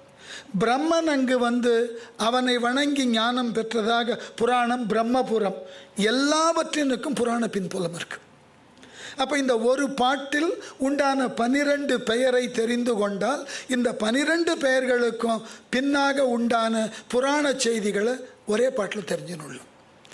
அப்போ இது போன்று ஒரு தலத்துக்கே இத்தனை பேர்னா தமிழகத்தில் இருக்கக்கூடிய சிவத்தலங்கள் எத்தனை, அந்தந்த தலங்களுக்கு எத்தனை பெயர்கள் இருக்கோ அவைகளுக்கு உண்டான பின்புலம் என்ன, புராணம் என்ன தெரியாது. யாரும் பதிவு செய்யலை. எனக்கு ரொம்ப பெரிய வருத்தம், நம்பியாண்டார் நம்பி துணையோட தேவாரத்தை திரட்டி ஆயிற்று. நம்பியாண்டார் நம்பி தன் காலத்தில் வகைப்படுத்தி பாடினார் நாயன்மார்களை. சுந்தரர் தொகைப்படுத்தி பாடினார். ஒரு வரியில் அடியாரை சொல்லிட்டு போயிட்டார். அதை வகைப்படுத்தினது நம்பியாண்டார் நம்பி. அதை விரிவாக பார்த்தது சேக்கிழார் பெருமான். இதெல்லாம் இந்த 63 தொகையடியாருக்கும் உண்டான விஷயங்கள் தான். அதற்கு பின் வந்த அடியவர்களை நாம் இன்னமும் பட்டியலே இடலை. அதற்கு பிறகு பல 100 1000 அடியவர்கள் இருக்கிறார்கள். அதில் பல பேர் நூல் எழுதி இருக்கிறார்கள். பலர் ஒன்றுமே எழுதலை, அடியவர்களாகவே வாழ்ந்து மறைந்து இருக்கிறார்கள். இப்போ அவர்களெல்லாம் பற்றி எங்கு தெரிந்து கொள்ள முடியும்? ஒன்றுமே வாய்ப்பில்லை. ரொம்ப வருத்தம். இதை யாரேனும் முன்னெடுக்க வேண்டும்னு ஆசைப்படுவேன். இப்போ அடுத்த கேள்வி திரும்பி எங்கிட்டே வரக்கூடாது, நீங்கள் என்ன பண்ணுறீங்கன்னு. முயன்றவரை செய்து கொண்டிருக்கிறேன், அதான் உண்மை. முயன்றவரை செய்து கொண்டிருக்கிறேன். காரணம், எனக்கு மற்றொரு முகம் இருக்கிறது. இந்த மொழி அல்லாது நடனம்னு ஒரு துறை இருக்குது. அந்த நடனத்துறையில் ஒரு சிவபெருமானை பற்றி சொல்ல வேண்டும்னா ஒரு பாட்டில் சொன்னதை அடுத்த பாட்டில் சொல்ல மாட்டேன். சிவனை முன்னிலைப்படுத்தி பல வர்ணங்கள் பல பாடல்கள் எழுதியிருக்கேன். ஒரு பாடலில் இருக்கிற செய்தி அடுத்த பாட்டில் இருக்காது. இப்படியாக எனக்கு தெரிந்த அளவில் புராண செய்திகளை சேர்த்து சேர்த்து சேர்த்து சொல்லி வருகிறேன். வேறு வழி இல்லை. இவைகள் பின்பு எங்காயிலும் முறையான பதிப்பாக வெளியே வருமா தெரியாது. இருக்கிற வரைக்கும் செய்து விடுவோம், அவ்வளவுதான். அதனால் இந்த பல்பெயர் 10 ஒவ்வொரு தலத்துக்கும் போய் செய்யணும். நாம் இன்றைக்கி செய்யலை. இவர் சீர்காழியில் பிறந்துட்ட, இவரே சீர்காழியில் இருந்ததுனால சீர்காழியை பாடிட்டார். மதுரைக்கு 64 பெயர் இருக்குது. ஒவ்வொரு பெயர் பின்னும் புராணம் இருக்குது. தில்லைக்கு கிட்டத்தட்ட 46 பெயர்கள் இருக்குது. பெயர்கள் இருக்குது, பின்னாடி புராணம் இருக்குது. ஒவ்வொரு தலத்தினுக்கும் அந்தந்த தலத்தினுக்கு சைவத்தில் என்ன சொல்லுவோன்னா மூர்த்தி, தீர்த்தம், ஸ்தலம், விசேஷம். வடமொழி சொல்லுது. ஒரு ஊருக்கு இறை பெருமை இருக்கும், அந்த ஊரில் இருக்கக்கூடிய இறைவன் பெருமை இருக்குது, அந்த ஊரில் இறைவனுக்கு உரியதாகிய தீர்த்தத்தின் பெருமை இருக்குது. இந்த மூன்றினுக்கும் பின்னர் பல புராணங்கள் இருக்குது. இவைகளை தொகுக்கணும். இப்போ எனக்கு முன் பேசினவர் சொன்னார் இல்லையா, ஒரு சிறு அட்டையில் ஒவ்வொரு அடியவரை பற்றி. இதை முன்பே ஒருத்தர் ரொம்ப அழகாக செய்திருக்கிறார். அந்த நூல் பார்த்துருக்கலாம். பால பெரிய புராணம்னு ஒரு புக்கு. அதை எழுதினது, தொகுத்தது யாருன்னா சேக்கிழாரினுடைய பெரிய புராணத்தில் இருக்கக்கூடிய அடியவர்களை விரிவாக சொன்ன பாடல்களை ஒவ்வொரு அடியவருக்கும் 6லிருந்து 8 பாட்டுக்குள்ள பெரிய புராண பாட்டையை அழகாக தொகுத்து பண்ணினது ஆசா ஞான சம்பந்தம், மிக பெரும் தமிழறிஞர். அதற்கு கோட்டு ஓவியங்களாக வரைந்த பெருமை ராஜம் ஐயரை சாரும். இன்னமும் அந்த நூல் கிடைக்கிறது. பால பெரிய புராணம்னு இருக்குது. குழந்தைகளுக்கு அந்த புத்தகத்தை வாங்கி கொடுக்கணும். எத்தனையோ கதை புத்தகங்கள்லாம் வாங்கி கொடுக்குறோம் இல்லையா, அதே போல் பால கந்த புராணம் வந்திருக்கிறது. அதுக்கும் ராஜம் அவர்கள் தான் ஓவியம் தீட்டியிருக்கிறார்கள்.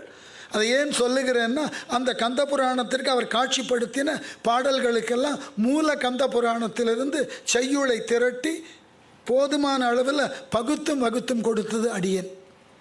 அந்த நூலும் இருக்குது இப்போ. அதனால் இவைகளை எல்லாம் கொண்டு போய் சேர்க்கணும். அப்படி சேர்த்ததன் பிறகு இதெல்லாம் அவர்களுக்கு அறிமுகப்படுத்தலாம். அடுத்தது திருத்தாளச்சேரி. இந்த பாட்டை படிக்கும்போதே தெரியும், நடனத்தினுக்கு உண்டான பாட்டு. ஜதி சொல்லுவது போல பாட்டினுடைய வரிகள் போகும். அதனால் இந்த அடிப்படை தாளச்சு இதெல்லாம் ஏன் எழுதினார்னா, கிராமங்களில் போனாக்க அவனுக்கு ஆடலோடு பாடலை சொன்னால் புரியும். அவனுக்கு ரித்தம் தான் அடிப்படை. அந்த அடிப்படையில் இந்த தாளச்சதியை சொல்லியிருக்கார். அவர் பின்னாடி அது வியாழக்குறிஞ்சி பண்ணில் பாடலாம்ன்றதெல்லாம் மனோதர்மம். ஆனால் அவருடைய நோக்கம் என்னன்னா, இந்த தாள அடிப்படையில் இவற்றை மக்கள்கிட்ட கொண்டு போய் சேர்த்தால், திருப்புகழ் மனப்பாடம் பண்ணதே அப்படித்தான். திருப்புகழெல்லாம் பகுத்தெல்லாம் சொன்னீங்கன்னா பொருள் புரிந்து மனப்பாடம் பண்ணுறது வாழ்க்கையில் முடியவே முடியாது. அதனுடைய சந்த ஓசையில் மனப்பாடம் ஆனால் தான் ஆகும். இல்லை நான் பகுத்து வார்த்தையாக பிரித்து மனப்பாடம் பண்ணுறேன்னா ஒரு பாட்டை மனப்பாடம் பண்ணுறதுக்கு 1 வருஷம் ஆனாலும் முடியாது. அதனுடைய சந்த போக்கிலேயே அதை மனப்பாடம் பண்ணிடணும். அது மனனம் ஆனதற்கு பிறகு பகுத்து பொருள் தெரிஞ்சுக்கலாம். முதல்ல பொருள் தெரிந்து தான் மனப்பாடம் செய்வோன்னா முடியவே முடியாது. அடுத்து பார்க்கக்கூடியது ஈரடி மேல் வைப்பு.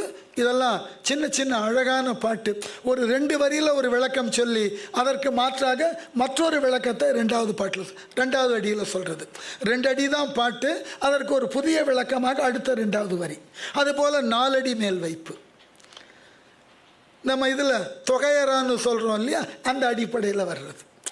ஏனென்றால் ஒரு கருத்தை சொல்லும்போது அவன் எதனா ஒரு கருத்து சொன்னான்னா அதையும் அப்படியே கவிதையாக மாற்றி சொல்லிட வேண்டியது. அவனுடைய பங்களிப்பாகவும் இருக்குமே. அவ்வாறு அணுகுதல். அதற்கு அடுத்து வினா விடை. ஒவ்வொரு பாட்டிலையும் ஒரு கேள்வி கேட்பார், விடை அவரே கொடுப்பார். பாட்டில் தெரியும். முது சினவில் அவுணர் புறம் 3ன்னு ஆரம்பிக்கிற பாட்டில் பார்த்தீங்கன்னா அவன் இருக்கக்கூடிய இடம் திருக்காலத்தி மலை. வினா விடை வேறு, வினா பாட்டு வேறு. ரெண்டுத்தையும் பிரித்து காட்டுவார். இதில் வினாவும் இருக்கும், விடையும் மாறி மாறி சொல்லி கொண்டு வருவார். அதற்கப்புறம் திருமுக்கால்ன்றது எங்கேயாவது ஒரு இடத்துல ஒரு பாட்டினுடைய ஒரு சொல்லை எடுத்துருவார். பாட்டுக்கு அடிதோறும் 4 சீர் இருக்கும். 2வது அடியை பாருங்கள், 3 சீர் தான் இருக்கும். அதுக்கு பேர் திருமுக்கால்னு பேர். வண்டமர் வளர்சடை ஈரே 3 சீர் தான் இருக்குது. மற்றதுலலாம் பாருங்கள் 4 சீர் இருக்கும். இந்த முக்கால் ஏன் வைக்கிறோன்னா, சமாடியில் பாடும்போது திடீர்னு நடுவில் ஒரு சொல் இல்லைன்னும் போது அவன் யோசிப்பான். அதை முடிவாக கொடுத்துறது அடுத்த 2 பாட்டு. 2 வரியை முடிவாக கொடுத்துடலாம். அப்போ ஒரு ஒரு ஒரு ஆர்வத்தை தூண்டுதற்கு உண்டான பாவடிவம் அது. இந்த பாட்டில் பார்த்தீங்கன்னா, விண்டாளர் பொழில் அணி வெங்குரு மேவிய வண்டமர் வார்சடை ஈரே கேள்வி கேட்டுட்டார். சரி, அவனை எதுக்கு கூப்பிட்ட? அதுக்கு பதில் பாருங்கள். அந்த கேள்வி தொக்கிற இடம் அப்படியே நிற்கும். ஏன் இப்படி அவனை அழைத்தாய்னா, இல்லை, வண்டமர் வார்சடையீர் உமை வாழ்த்தும தொண்டர்கள் உயர் பிணியிலாரி.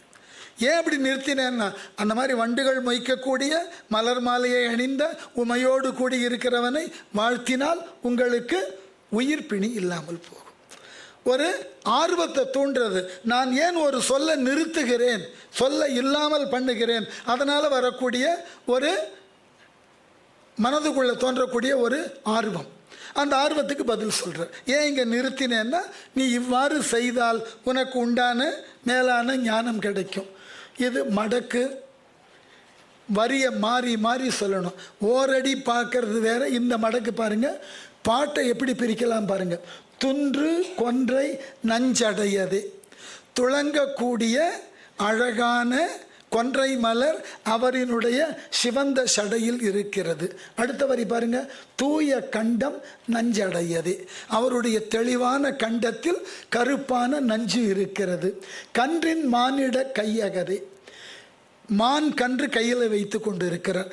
கன்றின் மான் இட கையதே இடது கையில் மானை வச்சுருக்கார். அடுத்து கல்லின் மானிட கையதே அறியாமையில் இருக்கக்கூடிய மானிடருக்கு எல்லாம் அவர்தான் நாதனாக இருக்கிறார். உன் அறியாமையை போக்கக்கூடியவன். என்றும் ஏறுவது இடவமே. ரிஷப வாகனத்தில் தான் நீ என்றும் ஏறி வலம் வருகிறாய். எண்ணி இடை பலி இடவமே. நீ ஒவ்வொரு இடந்தோறும் சென்று பலியை பெற்று கொண்டிருக்கிறாய். பலி பெறுதல்னா இடந்தோறும் சென்று அவரவர் செய்த பாவத்தை பலியாக பெறுகிறார். சிவபெருமான் பிச்சை எடுத்தான் சொல்லக்கூடாது. சிவபெருமான் தலந்தோறும் சென்று அன்பர்கள் இல்லத்தில் அவர்கள் இடும் பலி என்பது அவர்கள் செய் பாவம். அதை தான் பெற்று அவர்களுக்கு மோட்சம் கொடுக்கிறார். அது இறைவன், அது எளியனாம் தன்மை. அடுத்தது நின்றதும் மிழலை உள்ளுமே நீரெனை சிறிதும் உள்ளுமே. நீ எங்கு நிரந்தரமாய் இருக்கிறாய்? மிழலை என்கின்ற சீர்காழியில் இருக்கிறாய். அப்படிப்பட்ட நீ என்னையும் கொஞ்சம் எண்ணி பாருங்களேன். இவ்வளவு பெருமையாக உங்களை சொல்லிட்டேன் இல்லையா? ஆகவே நீர் என்னை சிறிது உள்ளுமே. உங்கள் மனசில் என்னையும் கொஞ்சம் நினச்சி பாருங்களேன். நினைத்து பார்த்தால் எனக்கு உங்களுடைய மேலான அருள் கிடைக்கும் என்று சொல்லி, அதுபோல் கூடல் சதுக்கம் இது வெறுமனே சொற்களை அமைத்து கொள்ளுதல். கூடல் சதுக்கம்னாக்க ஒரு சதுரமாக பாட்டை எழுதி அதற்குள்ள சொற்களை சொல் விளையாட்டாக காமிக்கிறது. இதெல்லாம் இளம் பிள்ளைகளுக்கு பயன்படக்கூடியது. அப்புறம் திரு சக்கர மாற்று சொற்கள் சொற்றொடரை முன்னும் பின்னுமாக சுற்றி சுற்றி பாடுதல். இதெல்லாம் பசங்களுக்கு நம்ம சின்ன வயசுலெல்லாம் இந்த ஒரே ஒரு பூ பூத்து ஒரே கூடம் தண்ணி ஊற்றின்னு ஒரு பாட்டு பாடுவோம். அந்த எண்ணுக்கோகை 2 குடம் தண்ணி ஊற்றி 2. அதே மாதிரி சக்கர மாற்றில் பிரம்மன் வேணுபுரம் புகழ் எல்லா ஊர் பேரும் வரும் பாருங்க. எங்கிருந்து வேணால் அந்த பாட்டை அத்தனை பதியினுடைய பேரை சொல்கிறார். எங்கிருந்து வேணாலும் அதை சுற்றி எடுக்கலாம். பாட்டுக்கு பிழை வராது. இது யாப்பு அடிப்படையில் பார்த்தீங்கன்னா இதுக்கு பேர் அடிமறி மாற்றுன்னு பேர். இதை சக்கர மாற்றுன்னு வைத்திருப்பார். அதுக்கு தான் அந்த ஊர் மட்டும் இல்லாமல் மற்ற ஊர்களுக்கும் ஒரு குறிப்பு எடுத்திருக்கார். அதை சொன்ன பகுதி முடிந்தது. அப்போது நான் இந்த யாப்பு வடிவங்களை சொன்னதன் காரணம், பெருமளவிலே இலக்கியங்களை யாப்பினால் அளக்கணுன்றதுக்கு இல்லை. இந்த யாப்பு என்பது பல நேரங்களில் நமக்கு இடர்பாடு தரக்கூடிய ஒரு அளவுகள். ஆனால் அதை கூட எடுத்துக்கொண்ட நோக்கத்தினுக்கு இணையாக அதன் வாயிலாக பக்தியை எளிமையாக கொண்டு சேர்க்க முடியும்னு சம்பந்தர் முயன்றார், வெற்றியும் பெற்றார். அதான் முக்கியம். முயலுதலோட நிக்கல, முழுமையுமான வெற்றியும் பெற்றார். அதனால தான் சம்பந்தரினுடைய பங்களிப்பு இவருக்கு பின்வந்தவர்கள் தொடரலை. அது பெரிய கஷ்டம். நாவுக்கரசர் தொடர்ந்திருக்கலாம், தொடரலை. சுந்தரர் அவரும் செய்யலை. வைணவ இலக்கியங்களில் திவ்ய பிரபந்தங்களில் சில முறைகளை கையாண்டார்கள். இவர் பாடின விருத்தம் சம்பந்தரினுடைய அந்த விருத்தப்பாவை திருவிருத்தம்னு அவர்கள் மாற்றினார்கள். அதே போல திரு எழுக்கூற்றிருக்கைன்னு முதல்ல சம்பந்தர் தான் பாடினார். 1 முதலாக 7 சொல்லி திருப்பி 2லிருந்து 7, 3லிருந்து 7ன்னு இந்த 7 7ஆக சொல்லுதல் பின்னாடி ஆழ்வார் சில இலக்கியங்களை பாடியிருக்கிறார்கள். ஆகவே இந்த யாப்பு முறைதான் இந்த பாடலை பாதுகாத்ததுன்றது கூட முக்கியம் இல்லை, இந்த பாடலின் வாயிலாக பக்தியை பாதுகாத்தது. நாம் நினைக்கிறோம் பாடு பொருள்தான் ஒரு பக்திக்கு அடிப்படையாக காவலாக நிற்கும் என்று. இல்லை, யாப்பு வடிவங்கள் கூட பாடு பொருளை பாதுகாக்கும். அந்த அளவில் புதிய யாப்புகளினால் பக்திமைக்கு ஒரு புதிய பாதையை வகுத்து காட்டின பெருமை சம்பந்தருக்கு உரியது. அவர் காட்டின வழியை இப்பவும் தொடரலாம். தொடர்ந்தால் நமக்கு உரிய பக்திமை மாற்றாருக்கு எளிதில் எடுத்து செல்லுவதற்கு நல்லதோர் வழியை காட்டும். நன்றி, வணக்கம்.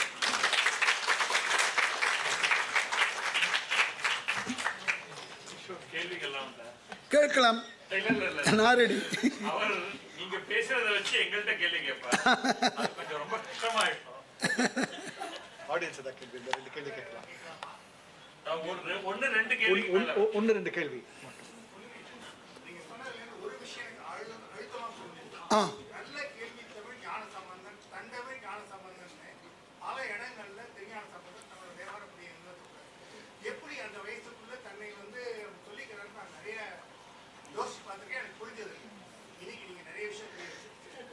வேடிக்கை என்னவென்றால், தமிழ் ஞான சம்பந்தன் அவர் சொல்றது, அவர் எழுதின மொத்த பதிகத்தில் 1/3 பகுதிக்கு மேலாக இந்த சொல்ல கையாள்றார்.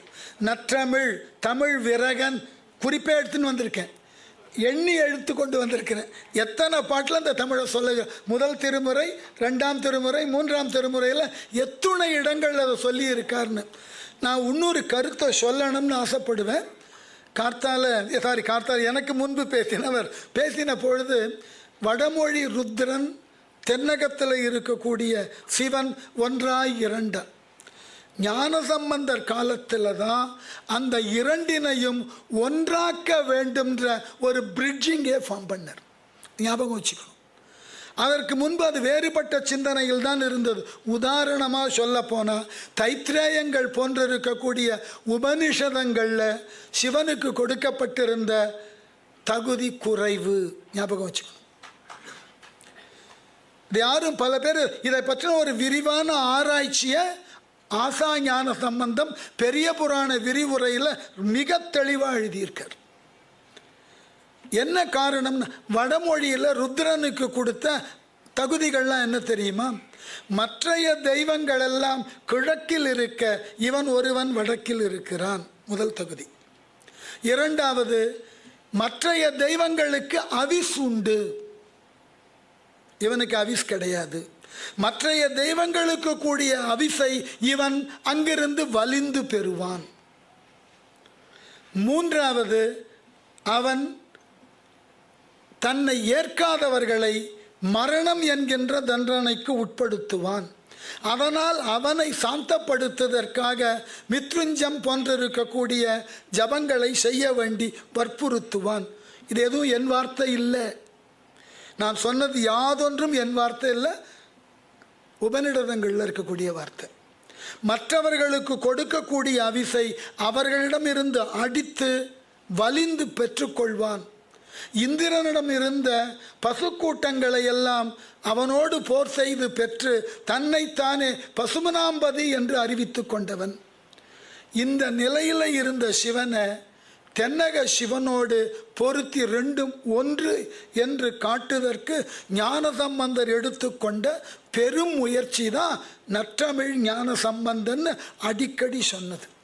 அவர் கவுனிய குலத்தில் பிறந்தவர், வேதம் கற்றவர். அப்படி இருந்தும் வேதங்களில் சொல்லப்பட்ட ருத்திரனை தென்னக இறைவனோடு சிவனோடு, அதனால்தான் மாணிக்கவாதகர் சொன்னார், மற்றைய எல்லா இடங்களிலும் உன்னை எப்படி வேண்டுமானாலும் அழைக்கட்டும், என் நாட்டில் உன்னை சிவன் என்கிறேன். அதான் அவருடைய ஃபேமஸ் கொட்டேஷன் இல்லையா? என் நாட்டவர்க்கும் இறைவனாய் இருக்கக்கூடிய நீ தென்னாட்டினுக்கு சிவனாக இருக்கிறாய். தென்னாடுடைய சிவனே போற்றி, என் நாட்டவர்க்கும் இறைவா போற்றி. ஆனால் ஞானசம்பந்தர் காலத்தில் தான் அந்த இணைப்பு உருவாக்க ஆரம்பித்தார்கள். இந்த பிரிட்ஜிங் அப்போ தான் ஆரம்பித்தது. அதனால தான் நான் வேதம் கற்றாலும் தமிழை முன்னெடுக்கிறேன் அடிக்கொரு தரம் சொல்லி தமிழர்களை சிவன் என்கின்றவனும் ருத்திரன் என்கின்றவனும் ஒருவன்னு தான் காமிச்சார். அவர் தான் முதல்ல அந்த வேலையை பண்ணார். காரைக்கால் அம்மையார் சிவனை ஒரு ருத்ர பூமிக்கு உரியவனாக தான் காமிச்சிருக்காங்க. திருவாலங்காட்டு பதிகத்தை எடுத்து படித்து பாருங்கள். அவன் ஆடக்கூடிய ஆட்டம் பேய்களோடும் பூதங்களோடும் இறந்த அந்த உடல்களாகிய பிணங்களோடும் ஆடுவான். அவன் இருக்கும் இடம் அப்பன் திரு ஆலங்காடின்னு தான் பாடினான். கடுமையாக இருக்கும் அந்த பாடல்கள் எல்லாம். அங்கு எழுப்பப்படக்கூடிய ஒலிகள் வாத்தியங்கள் எல்லாம் கடுமையாக இருக்கும். ஒரு அச்சத்தோடு தான் சிவனை அணுக முடியும் நீங்கள், ஏன்னா அது ருத்ரபூமி. பின்னர் தான் அந்த ருத்ரனை மென்மைப்படுத்தி தமிழ் எதனையும் மென்மையாக்கும், இறைவனையும் ஆக்கும். அதான் நடந்தது. மென்மையாக்கி அந்த ருத்ரன் தான் இங்கு சிவனாக நாம் ஏற்றுக்கொண்டு இருக்கிறோம். இந்த ரெண்டு வேறுபட்ட வழிபாடு இருந்தது உண்மை. அதுக்கு நல்ல மேற்கோள் பெரிய புராணம். நானே அவர் சொன்ன கருத்திற்கு அங்கேயே பக்கத்திலே உட்கார்ந்து என்னுடைய இன்னொரு நண்பர்கிட்ட பேசிட்டு இருந்தேன். பெரிய புராணமே இந்த மாற்று கருத்தை சொல்லுகிறது. கொஞ்சம் நினைத்து பாருங்களேன். இது இல்லை என்றால் சிறுதொண்டர் புராணத்தில் வந்த சிவனடியார் யார்? சிறுதொண்டர் புராணம் இருக்கு இல்லையா? சீராளனை பிள்ளைக்கரியாக கேட்க வருகிறார் யார்? சிவனடியார். அவர் வந்தவர் எப்படி? கையில் உடுக்கையை வைத்துக்கொண்டு ஒலி எழுப்பி வருகிறார். இந்த உடுக்கையை கொண்டு ஒலி எழுப்பக்கூடிய மரபு யாருக்கு உண்டுன்னா வடநாட்டில் இருக்கக்கூடிய அகோரிகளுக்கு உண்டு. அந்த காலத்தில் நாவுக்கரசர் புராணத்தை படித்து பார்த்தா தெரியும், 8 விதமான சைவம் இருந்தது. காபாலினிகம், காளாமுகம், மாவிரதியர், அதற்கப்புறம் வீர சைவம், ஆதி சைவம், அதுக்கப்புறம் பாசுபதம், இது போன்றதாகிய சைவங்கள் இருந்தன. ஒவ்வொன்றினுக்கும் ஒவ்வொரு விதமான வழிபாடு. கூர்ஜரி சைவம் இருந்தது, காஷ்மீரி சைவம் இருந்தது. அவர்கள் எல்லாம் புலால் உண்ணக்கூடியவர்கள், நரமாமிசம் உண்ணுவார்கள். இதை அடி ஒட்டி ஒரு கதையை கூட பிற்காலத்தில் கல்கி எழுதினர், திரைப்படமாகவும் வந்தது, பார்த்திபன் கனவு. இந்த அகோரிகளுக்கு அந்த வழக்கம் உண்டு. அப்போ சைவமாக இருந்து அன்பே சிவம்னு பாடின இந்த இடத்துல எப்படி ஒரு சிவனடியார் வந்து தன்னை வழிபடக்கூடிய ஒரு தொண்டனிடம் போய் உன் மகனை வெட்டி கொடுன்னு கேட்க முடியும்? இங்கே ஒரு முரண்பாடு வந்து விடுகிறது அல்லவா? பெரிய புராணத்தினுக்கு சார்பாக ஆறுமுக நாவலர் எழுதினது போல திறனாய்வு செய்து மற்றொரு நூலும் வந்திருக்கிறது. பெரும்பாலும் அந்த நூலை யாரும் சொல்ல மாட்டார்கள். ஈழத்தடிகளார்னு ஒருத்தர் எழுதின நூல் இருக்கு. பெரிய புராணத்தை அவர் நோக்கில் ஆராய்ச்சி பண்ணி நிறைய சொல்கிறார். சில நேரங்களில் அதை படிக்கின்ற பொழுது விபரீதமாக இருக்கும். நான் காலையில் அவர் சொல்லும் போதே நான் கவலைப்பட்டேன். தமிழ்நாட்டில் மட்டும்தான் எதையும் விபரீதமாக பார்க்கக்கூடிய சிந்தனை வளருகிறது. தேவை அந்த விபரீத சிந்தனை. அந்த விபரீத சிந்தனை இருந்தால்தான் எது உண்மை என்பது நிலைக்கும். நீங்கள் சரியானவற்றையே வாழ்க்கை முழுக்கும் சொல்லிக் கொண்டு போக முடியாது. எங்காயிலும் ஓரிரு தவறுகளை யாரேனும் சுட்டி காட்டினால் அதற்கு உண்டான சரியான விடையை தேடுதல் தான் நம்மை நிலைநிறுத்தி கொள்ள முடியும். என்னை கேள்வியே யாரும் கேட்கக்கூடாதுன்னா நான் வளர முடியாது. எப்பொழுதெல்லாம் கேள்வி கேட்கப்பட வேண்டுமோ அப்பொழுதெல்லாம் கேட்டால்தான் நான் என்னை வளர்த்து கொள்ள முடியும், என் கருத்து சரி என்று நிரூபிக்க முடியும். நீ கேள்வியே கேட்கக்கூடாதுன்னு கேட்கப்பட வேண்டும். நம்முடைய வேதாந்தமோ சித்தாந்தமோ கேள்விகளால் மட்டுமே நிற்கும். எல்லாரும் கேள்வி தான் கேட்டிருக்காங்க. மற்றைய மதங்களில் நீங்கள் கேள்வி கேட்டால் புறம் தள்ளப்படுவீர்கள். நீங்கள் விவிலியத்தில் ஒரு கேள்வி கேட்டீர்கள் என்றால் நீங்கள் கிறிஸ்தவனாக முடியாது. குர்ஆனில் ஒரு கேள்வி கேட்டீர்கள் என்றால் நீங்கள் இஸ்லாமியனாக முடியாது. சைவத்தில் யார் வேண்டுமானாலும் கேள்வி கேட்கலாம். அடியவர்களே சொல்லி இருக்கிறார்கள். இப்போ நாம் முப்புற வரலாறை சொல்லி கொண்டு இருக்கிறோம். சிவபெருமான் 3 புறங்களை தன் பொன்னகையினால் எரித்தார். திருமந்திரம் அதுக்கு நேர் எதிராக பதில் சொல்லுகிறது தெரியுமா? அப்பன் அப்பணித்தலையன் முப்புறம் எரித்தான் என்பார் மூடர்கள். எடுத்தவொடனே அடிச்சிட்டார். ஏண்டா, முப்புறமாவது மும்மல காரியம். அப்போதான் தத்துவம் புரியும். அதை விட ரொம்ப எளிமையான தத்துவம் திருநீர் பூசிக்கொள்ளுதல். நாம் என்ன நினச்சிட்டு இருக்கோம்? விபூதியை பூசிக்கொண்டால் சிவஞானம் வந்துருமா? கொஞ்சம் யோசிச்சு பாருங்க. பூதினா ஞானம்னு பேர், அறிவுன்னு பேர். வடமொழியில் வீன்ற முன்னோட்டு வந்தால் மேலானன்ற பொருளை கொடுக்கும். ஞானம் விஞ்ஞானம். சேர்த்தா எதிர்மறை பொருளை கொடுக்கும் அஞ்ஞானம். விபூதினா என்னன்னாக்க மேலான ஞானம் பெறணும்னா பசுவிடம் உளதாகிய மலத்தை நீ எரிக்க மேலான ஞானம் வரும். நாம் என்ன பண்ணிட்டோம்? பசுவினுடைய கன்று அதனுடைய மலமாகிய சாணத்தை உலர்த்தி எரித்து அதை பூசிக்கிறோம். அதுக்கு பேரா விபூதி. பசு என்றால் ஆன்மாக்கள். இந்த ஆன்மாக்களுக்கு உண்டான மலங்களாகிய ஆணவம் கண்மம் மாயை, இதை 3 எரி. அதன் மூலமாக மேலே கிடைப்பது ஞானம். அப்போ ஒவ்வொன்றினுக்கும் மறைபொருள் இருக்கு. விவாதத்தின் மூலமாக தான் அதை பெற முடியும். அந்த விவாதத்தினுக்கு தோத்திர நூல்கள் வழிவகுக்கலை. அதில் கொஞ்சம் யோசிக்க வைத்தவர் ஞானசம்பந்தர். அதுதான் வேடிக்கை. தோத்திர நூலின் வழியாக நீ சிந்திக்கணும். ஏன்னா நம்மிடம் இருக்கக்கூடிய சைவ சித்தாந்தம்ன்ற கோட்பாடு 14ஆம் நூற்றாண்டுக்கு அப்புறம் தான் இங்கே வந்தது. அதுக்கு முன்னாடி கிடையாது. அது வரைக்கும் எல்லாம் தோத்திர நூல் தான். எப்பொழுது சாத்திரம் வந்ததோ கேள்வி வந்தது. நான் யார், என் ஞானங்கள் யாரும் மாணிக்கவாசகர் கேட்க முடிகிறது. காரணம் சாத்திரம். அதுக்கு முன்னாடி யாருமே கேட்கல. எல்லாம் சிவம்னு சொல்லிட்டு போனாங்க. அது எப்படி எல்லாம் சிவமாக முடியும்? நிரூபிக்கணும். அந்த நிரூபணம் இருந்தால்தான் நம்ம சொல்லக்கூடிய புதிருக்கே மரியாதை இருக்கும். நான் புதிராக சொல்லுவேன், நிரூபணமே இல்லைன்னு அது புதிரே இல்லை. அதனால் இந்த அடிப்படையில் அந்த நற்றமிழ் சொன்னதற்கு காரணமே இதுதான். வேற என்ன கேட்கலாம்? நன்றி சார், மிகச்சிறப்பான உரை. நேரமின்மை காரணமாக மேலும் உள்ள கேள்வி பதிலை இப்போது நம்ம தொடரலை. திரு ரகுராமன் அவர்களுக்கு நினைவு பரிசை வழங்க டாக்டர் பார்த்தசாரதி அவர்களை மேடைக்கு அழைக்கிறோம்.